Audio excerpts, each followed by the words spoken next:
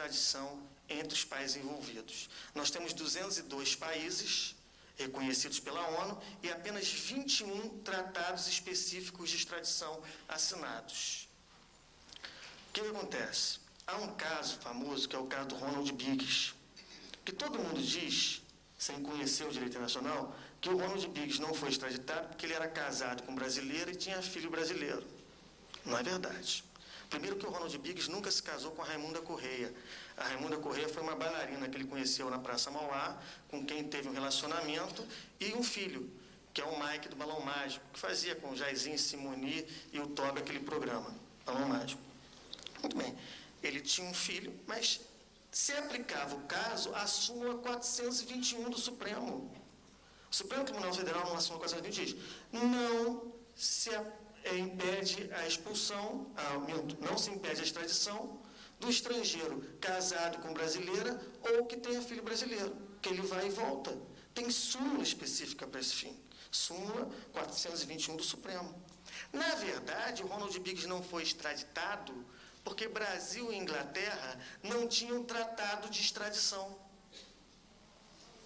Não havia tratado de extradição e era impossível a reciprocidade de tratamento. O que é reciprocidade? Quando não há tratado, os países combinam entre si formalmente, através dos poderes executivos, apesar do processo estar no judiciário, essa reciprocidade se dá entre o executivo.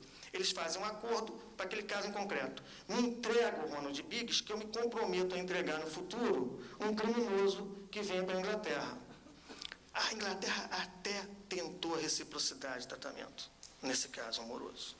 Só que o Ronald Biggs contratou, na época, 2 advogados. Sepúlveda Pertence e Ayrton da Costa Paiva para defendê-lo no Supremo. O Sepúlveda era advogado ainda, e eles dividiram. Eu fico, o Sepúlveda, na defesa no Supremo, e você vai à Europa para estudar a legislação americana, a legislação inglesa. E o professor Ayrton descobriu um ato da coroa inglesa do século XIX, dizendo o seguinte: a Inglaterra não fará reciprocidade de tratamento com nenhum país que não tenha sido sua colônia. Então, a própria Inglaterra deu a defesa Biggs. Era inviável reciprocidade, porque a Inglaterra tinha uma norma nesse sentido. E o Biggs ficou no Brasil, viveu aqui até ter 2 derrames, morava em Santa Teresa. Aí ele percebeu o seguinte: ele gastou o dinheiro todo com os advogados, ficar em Santa Teresa e ir para o SUS é complicado, não tem grana. Eu vou voltar para a prisão inglesa, porque lá a prisão é um quintador. E como ele era inteligentíssimo, ele resolveu vender, ele está no hospital, ele resolveu vender a sua história, o seu retorno, com um jornal, um tabloide inglês chamado The Sun, que pagou a ele $3 milhões para cobrir a história. E aí ele voltou para a Inglaterra, está preso, aí sim ele casou com a Raimunda Correia, para que o Mike tivesse direito à nacionalidade britânica. E o Mike está solteiro, aqui no Brasil, com $3 milhões, ainda recebendo direitos vinculados a um game, que é uma febre na Inglaterra, que é Aprenda a Saltar o Trem Pagador com Ronald Biggs. É um joguinho, né? E aí eles recebem alguns direitos disso. Bem, para fechar, eu queria conversar com vocês sobre um assunto que eu acho relevante também. Nacionalidade. Estou dizendo Veloso entrando aí. Igualmente. Nacionalidade. Olhem só. O Brasil, na Constituição de 88, no artigo 12, trata de 2 espécies de nacionalidade: a originária e a derivada. A originária é aquela que se adquire no momento do nascimento. A derivada pelo processo de naturalização. O que acontece, meus amigos?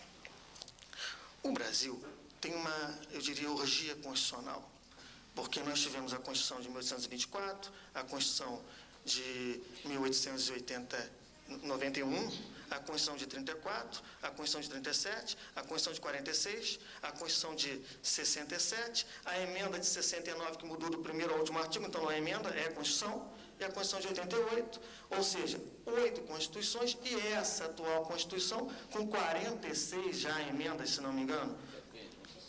Não se sabe. A Frida Kahlo, ela, ao longo de sua vida, fez 76 cirurgias. Vocês sabem que cirurgias, eu digo que são antinaturais, né?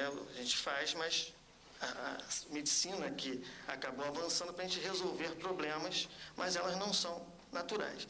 76 cirurgias deformam uma pessoa. Eu comparo as emendas constitucionais a uma gama de cirurgias que o indivíduo faz. 46 cirurgias na Constituição é complicado. E aí, o que a gente tem? Olha só. Quando veio a Constituição de 88, vinha dizendo assim: será brasileiro nato o filho de brasileiro nascido no exterior, desde que o seu pai ou sua mãe esteja a serviço do governo brasileiro. E aí, averbava no consulado esse nascimento. A Constituição dizia assim: será brasileiro o filho de estrangeiros nascido no Brasil, salvo se pelo menos um deles estiver a serviço do seu país de origem, que aí a criança vai ter a nacionalidade do pai que está a serviço, ou da mãe que está a serviço. E tinha, o artigo 12, inciso 1º, a linha C, a seguinte regra, Constituição de 88. Será brasileiro o filho de brasileiro ou de brasileira nascido no exterior. Os pais aí não estão a serviço, presta atenção. Os pais estão em viagem particular. Desde que averbado no consulado de nascimento, ou desde que a criança retorne ao Brasil antes da maioridade, fixe residência e opte pela nacionalidade brasileira. Essa era a regra. Problema que nós tínhamos aí. Nós estávamos repetindo a Constituição de 67, a Constituição de 69, critério misto, e durante a ditadura alguns problemas ocorriam. Vamos pegar Cuba como exemplo. Durante plena ditadura, a regra que eu acabei de falar era a mesma. 2 brasileiros domiciliados em Havana têm um filho. A Cuba adota o critério misto. Então, quem nasce em Cuba é cubano. E ele herdou dos pais, são brasileiros, a nacionalidade brasileira. Solução que ele teria para resolver o problema: pegar a certidão de nascimento e averbar no consulado do Brasil em Cuba. Só que durante a ditadura, o Brasil não tinha relações diplomáticas com Cuba. Então não havia possibilidade de averbar. Qual era a segunda solução? Retornar para o Brasil antes da maioridade e, alcançada esta, mover uma ação na Justiça Federal denominada opção de nacionalidade. E aí os pais falam assim: não vamos voltar para o Brasil, você já é cubano, a nacionalidade brasileira é só um detalhe. E esse indivíduo menor não tinha autorização dos pais para viajar. Quando ele alcança a maioridade, ele então resolve, no primeiro dia, completou, na época, completaria 21 anos, vou viajar, vou para o Brasil. Quando ele chegava aqui, o direito dele já tinha o quê? Decaído. Porque ele tinha que retornar ao Brasil antes dos 21 anos. Ele acabava sendo o quê? Extremamente prejudicado. A ausência de consulado e impossibilidade de mover a ação antes da maioridade. O Congresso Nacional, vendo isso, resolveu, através de uma emenda, a emenda número 3 de julho de 94, resolveu facilitar essa questão e mudou o texto dizendo: será brasileiro o filho de brasileiro ou brasileira nascido no exterior, desde que retorne ao Brasil a qualquer tempo, fixe residência e opte pela nacionalidade brasileira. Pergunto aos senhores: avançamos? Sim ou não? Retorno a qualquer tempo? Avançamos. Só que tem um detalhe.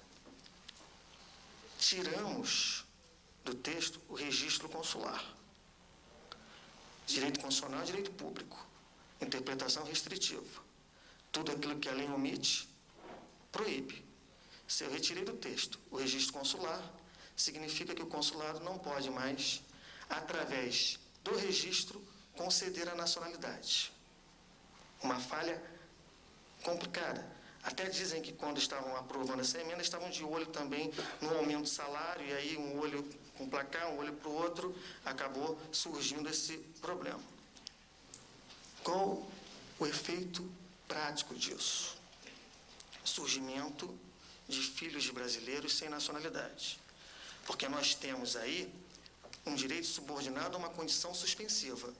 Retorno ao Brasil a qualquer tempo, fixação de residência, contratação de um advogado para propor uma ação de jurisdição voluntária na Justiça Federal, erroneamente denominada opção de nacionalidade, porque não se opta entre nacionalidades aí, porque são nacionalidades originárias, e a própria Constituição diz que nacionalidades originárias, elas ficam harmonizadas.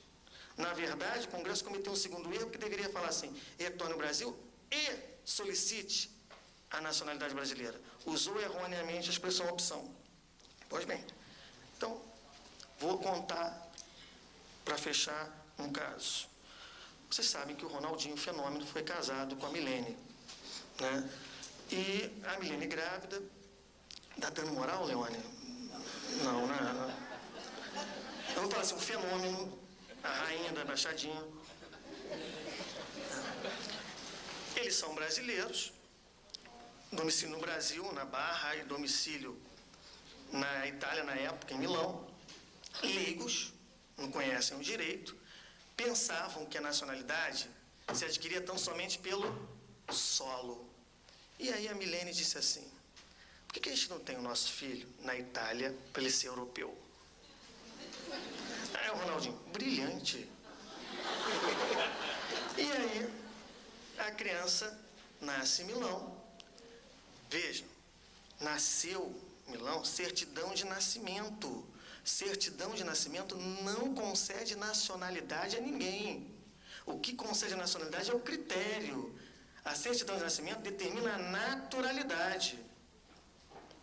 A criança foi devidamente registrada no registro civil de pessoas naturais, certidão de nascimento da Itália, e o Ronaldinho foi à polícia de imigração pedir o passaporte do seu filho, italiano. Passaporte. Chegou lá, o policial pediu um autógrafo, tirou uma foto, né? Senta aqui, sai da fila, o que o senhor quer? O senhor Fenômeno? Falei, não, nasceu meu filho, eu vim tirar o passaporte dele.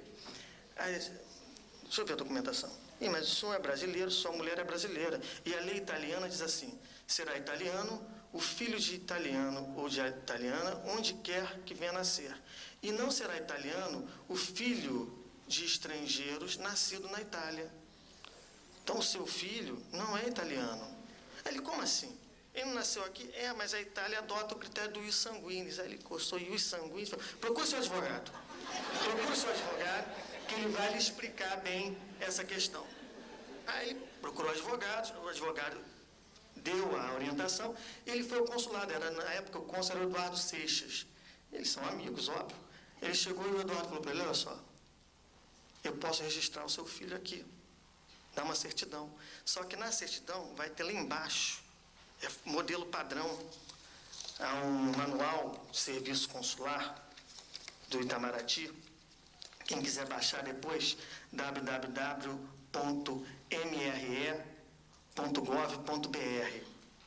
mre.gov.br, Manual de Serviço Consular, que trata do registro em consulado de nascimentos. Então, eu posso registrar no consulado, mas vem dito lá: para obter a nacionalidade brasileira, o registrado deverá retornar para o Brasil a qualquer tempo e, quando alcançar a maioridade, ele irá propor a ação de opção de nacionalidade. Tem um detalhe aqui, hein? Não adianta ele retornar e propor a ação agora, porque não vale. Toda a doutrina diz que a ação de opção de nacionalidade só se promove quando se alcança a maioridade. Não há possibilidade de representação ou assistência. Essa ação é declaratória, direito personalíssimo, ele vai ter que fazer essa opção quando completar o quê? Os 18 anos. Pois bem, aí o Ronald falou: peraí, meu filho então não é italiano, meu filho não é brasileiro, é apátrida. Dizem que isso foi uma praga da Suzane Werner, eu não concordo, não acho que tenha sido, entendeu? Dizem. Aí O que... Isso vai dar problema depois. O que ele fez? Ele retornou ao Brasil, foi ao Congresso Nacional. Aí é sério. Ele foi conversar com o Lúcio Alcântara, que era senador da República, hoje ele é governador do Estado, e foi ao Congresso, conversou com o Lúcio Alcântara e com 2 deputados do PT de São Paulo. E agora já há uma PEC, proposta de emenda constitucional, para reinserir no artigo o registro consular. Quer dizer, é a emenda para emendar a emenda que emendou a Constituição. Né? Aí a gente começa a ter o que se chama retalho constitucional. Entendeu? Então, são, meus amigos, por estimativa, quase 500 mil crianças nascidas de 94 a 2004 na condição de apátridas. Esse é um tema muito sério que tem que ser olhado com rápida urgência. Meus amigos, o tempo se esgota. Eu queria encerrar contando para os senhores uma história. Peço até desculpas e licença a uma irmã que está na plateia. Né? Eu sou católico, apostólico romano, mas eu queria contar uma história para os senhores que eu acho que tem muito a ver com o seminário. Eu sempre conto essa história. Olhem só. Um padre vinha dirigindo seu jipe e ele olha num ponto de ônibus uma freira. Aí ele para, pergunta: irmã, a senhora quer uma carona? Eu vou passar pelo convento antes de chegar à igreja. Ela disse: quero. Então pode entrar. Ela entra no jipe. Era uma freira nova, bonita. Vocês sabem que as freiras usam o hábito com botões. Então ela sentou, cruzou a perna e deixou à mostra um belo par de coxas. O padre olhou aquela situação, dirigindo, na troca de marcha, sem querer, involuntariamente, deslizou a mão por sobre a perna, a coxa da freira, que disse: padre, lembre-se do Salmo 129. Ele segura no volante: desculpa, irmã. Só que ela não descruza a perna. E, nova curva, então ele troca a marcha, involuntariamente, de novo, alisa a perna da freira, que, de novo, repete: padre, lembre-se do Salmo 129. Irmã, a carne é fraca, me desculpe, isso não vai mais acontecer. Começou a dirigir assim, sem olhar para a freira, que não descruzou a perna, deixou ela no convento, corre para a igreja, pega a Bíblia, abre lá. Salmo 129. Segue buscando, pois logo acima encontrarás a glória. Isso... Presta atenção. Eu não estou contando uma piada aqui para tornar agradável esse encontro. Eu recebi isso por e-mail, eu costumo não ler os e-mails, mas aqui é uma mensagem importante. Ou você sabe tudo da sua profissão, ou você perde as melhores oportunidades. Quando você vem ao seminário como esse, é porque você quer aprender tudo da sua profissão. E nós temos que ficar sempre atentos às novas regras, aos novos ramos de direito. Seminários como esse devem ser incentivados, porque senão nós vamos perder realmente as grandes oportunidades da nossa vida. Tá ok? Muito obrigado pela atenção.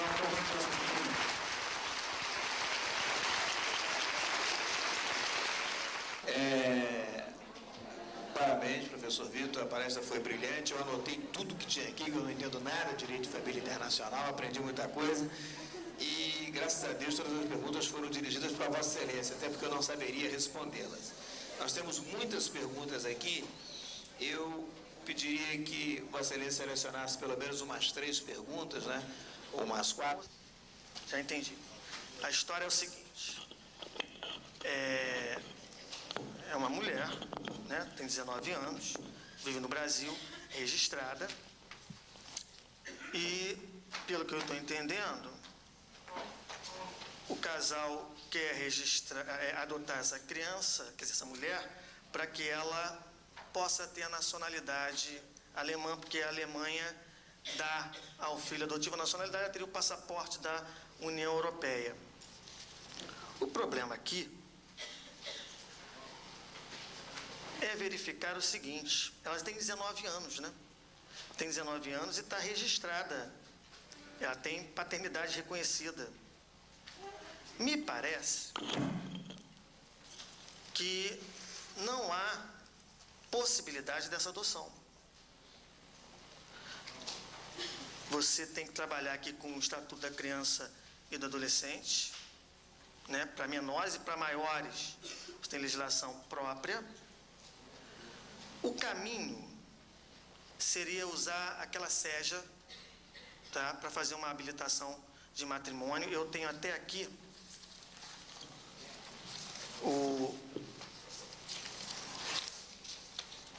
olha só, a habilitação para adoção por estrangeiros.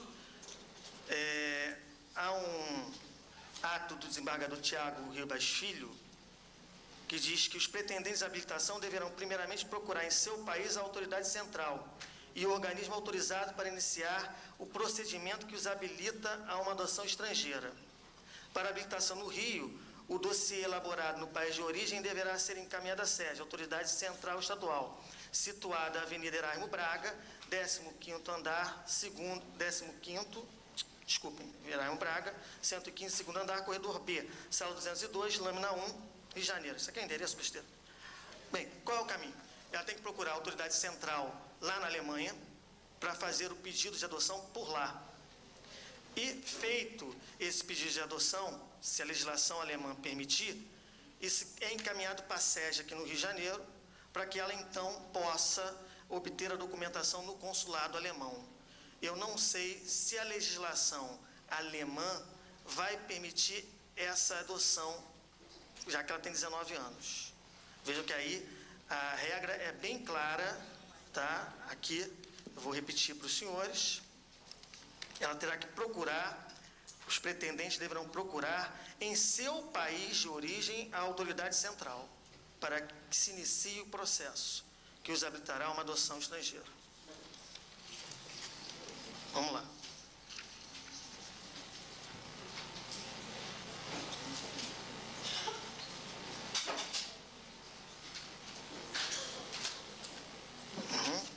A questão é a seguinte: uma argentina casou aqui no Brasil com um filho brasileiro.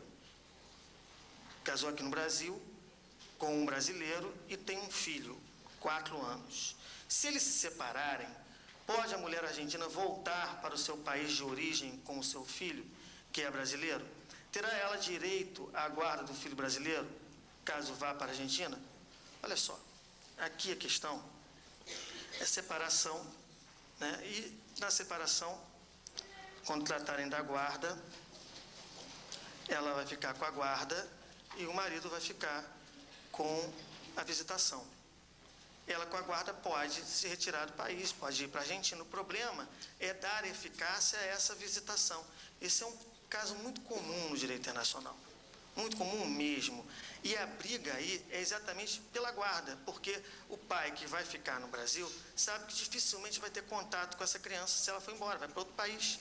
Então, essa é a grande problemática. Agora, é possível, se for uma separação consensual, aí evitam-se transtornos e se facilita essa questão. Vamos lá, outra.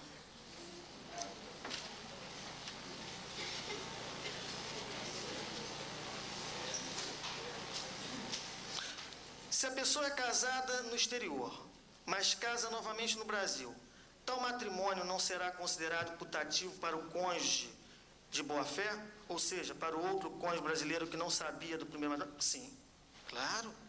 O casamento nulo ou anulável produzirá efeitos para o cônjuge de boa-fé e para a sua prole, vamos assim dizer. Agora, dificilmente isso vai ocorrer, sabe por quê?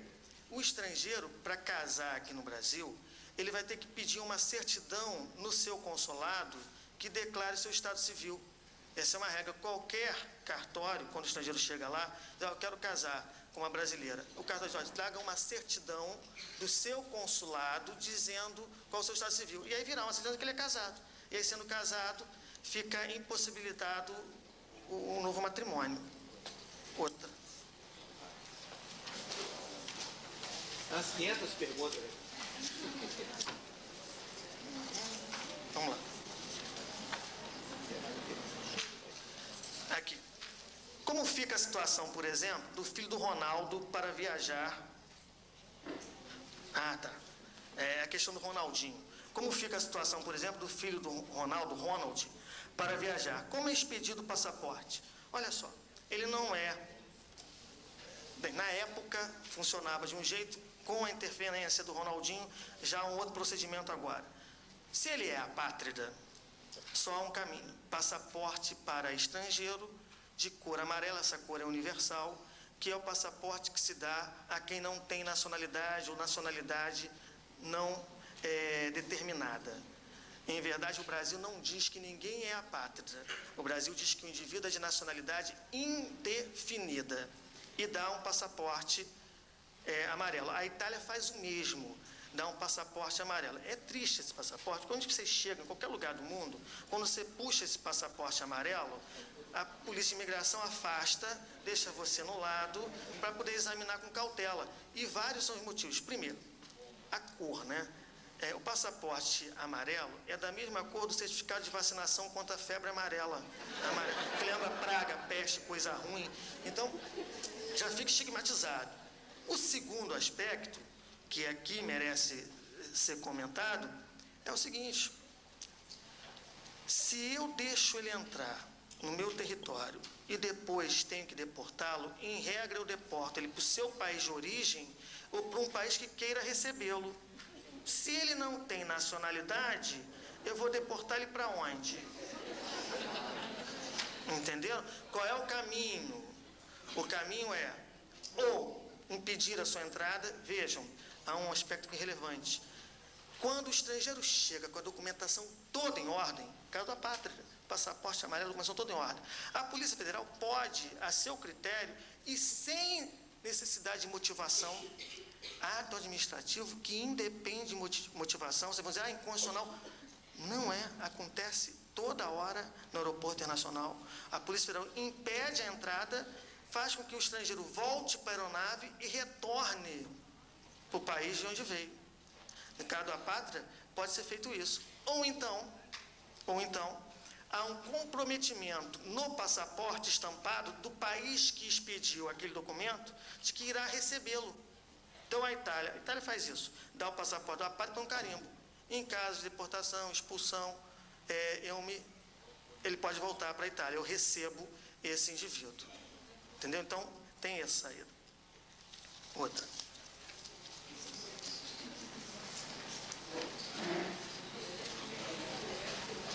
Essa eu já respondi. Vamos lá. Quando um brasileiro vai para o exterior e se casa para tornar-se legal, para tornar legal a sua entrada naquele país, este casamento produz efeito no Brasil se a sua mulher é estrangeira? Sim. Olha só.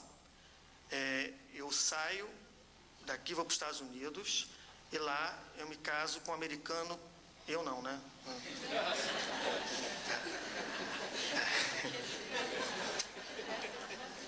É complicado isso. A brasileira se casa com um americano para obter o green card. Casamento válido. Na verdade, a gente poderia até falar que esse casamento tinha uma espécie de reserva mental. Aí, se ela casou só para obter lá o green card, o companheiro não sabia. Mas vamos pensar que, na verdade, ela casou, obteve o visto, ficou casada um período e depois voltou para o Brasil. Casada, vai ter que fazer o divórcio. Vai mover o divórcio aqui no Brasil, domicílio dela, aqui no Brasil, e vai ter que citar o marido por carta rogatória. Tá? Esse é o caminho. Deixa eu ver aqui. Vamos fazer o seguinte, já estão falando de sorteio. Deixa eu dar o meu e-mail. O Leone fica aqui como maestro. Que isso, dá